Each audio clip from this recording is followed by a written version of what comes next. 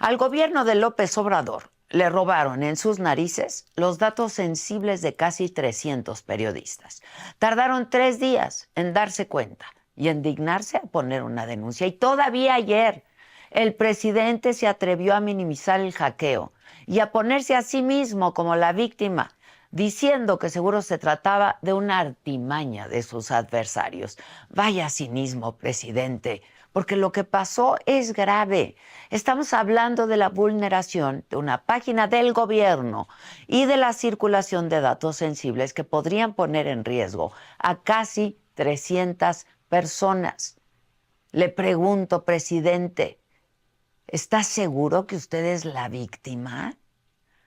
En un país donde la libertad de prensa está cada vez más amenazada, el robo de datos sensibles de 263 periodistas es un golpe bajo y peligroso. Y lo es todavía más enterarse de los detalles bajo los cuales se cometió esta extracción ilegal de información.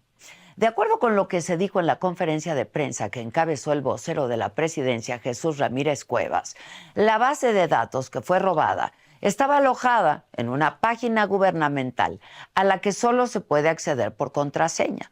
Lo que ocurrió, según Carlos Calderón, el coordinador de Estrategia Digital Nacional, es que se utilizó una cuenta de usuario que ya no trabaja en la presidencia para extraer ilegalmente los documentos y que el robo se hizo el 22 de enero desde direcciones IP registradas en España.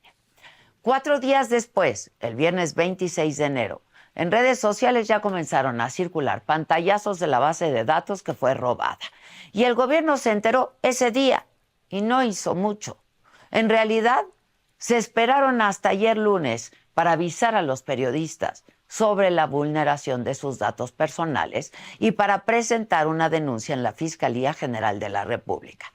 Esta base de datos que circuló ilegalmente en Internet contiene la información personal de 263 periodistas. Se compone de 186 credenciales de lector, 66 pasaportes, 10 documentos del Instituto Nacional de Migración, así como una CURP y una licencia de conducir de Estados Unidos.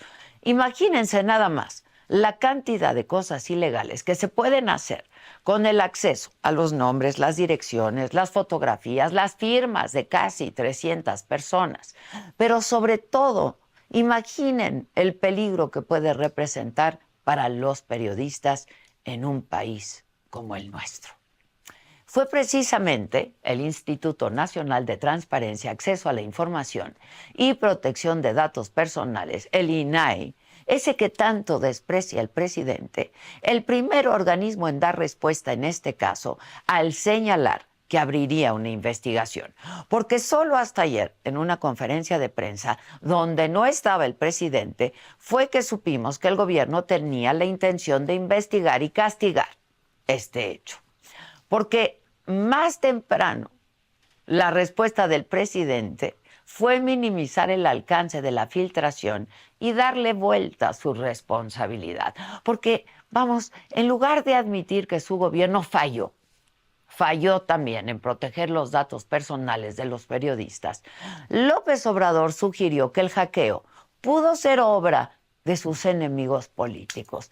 Y bueno, esta actitud de verdad ya, lejos de resolver el problema, solamente sirve para politizar un asunto que debería ser y que es de seguridad.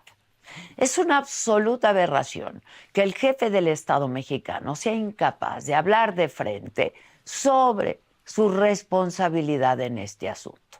Y como nota al pie, dejo lo siguiente. Ayer en la mañanera estuvo el periodista Jorge Ramos, quien nuevamente confrontó al presidente por sus resultados en materia de seguridad e hizo referencia justamente a asesinatos, a los asesinatos de periodistas. ¿Saben qué contestó el presidente? Pues el presidente contestó que el problema no es tan grave y que en Estados Unidos está peor. La realidad es que solo en este sexenio han asesinado a 43 periodistas y la labor del Estado de garantizar las condiciones para el trabajo periodístico no solo consiste en evitar que los maten, sino también en la protección de sus datos personales, porque en México eso puede hacer toda la diferencia entre ser o no vulnerable a un ataque. La libertad de prensa no puede quedar amenazada por la negligencia y la inacción del propio Estado. Eso no es tolerable. Y le repito, presidente, aquí las víctimas son los 263 periodistas cuyos datos cayeron en manos de quién sabe quién, de desconocidos. Ellas y ellos son las víctimas, no usted, presidente. Hágase responsable. Yo soy Adela Micha. Fiesta Americana Travel Tea presenta. Hola, ¿qué tal? Muy buenos días. Los saludo con mucho gusto. Hoy que es martes 30 de enero. ¿De qué estaremos hablando esta mañana? Bueno, el alcalde de Monterrey, con quien hablamos hace unos días aquí, en este mismo espacio, en este canal, Luis Donaldo Colosio Riojas, le ha pedido al presidente López Obrador que indulte a Mario Aburto, único detenido por el magnicidio de su padre. Dice que es para que permita que tanto su familia como México sanemos.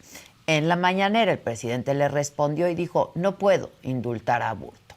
En tanto, la Fiscalía General de la República confirmó la teoría de que existió un segundo tirador en el magnicidio de Luis Donaldo Colosio y anunció que apelará a la negativa de orden de aprehensión contra José Antonio Sánchez Ortega, el ex agente del CISEN, que se señala como ese segundo tirador, 30 años después. En otros temas, el INAI confirmó la recepción del informe de la presidencia sobre la sustracción de datos personales de 263 periodistas que cubren las mañaneras. La investigación ya está en curso.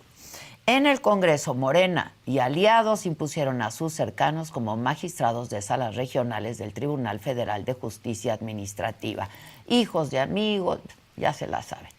En Sonora, en medio de la ola de violencia que se vive, María Dolores del Río dejó la Secretaría de Seguridad Estatal para ser candidata de Morena a la alcaldía de Hermosillo. Y Claudia Sheinbaum se reunió con el ingeniero Cuauhtémoc Cárdenas y con sus hijos Camila, Lázaro y Cuauhtémoc, con quienes habló sobre la problemática del país. En información internacional, Elon Musk informó que su empresa Neuralink logró el primer implante de un chip cerebral en un ser humano.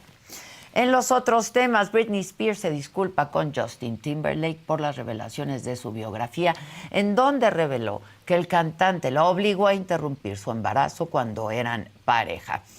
Y bueno, los precios de los boletos para el Super Bowl 2024 podrían ser los más caros de la historia. El costo promedio ronda los $9,800. Esto es un 70% más caro que los del año pasado. Así es que de todo esto y mucho más estaremos hablando esta mañana. Quédense con nosotros, desde ya pongan sus colorcitos en el chat, comenten con nosotros como cada mañana y les pido que compartan esta transmisión con todos sus contactos, para que siempre seamos una comunidad más amplia, más grande y siempre plural. No se vayan porque ya comenzamos.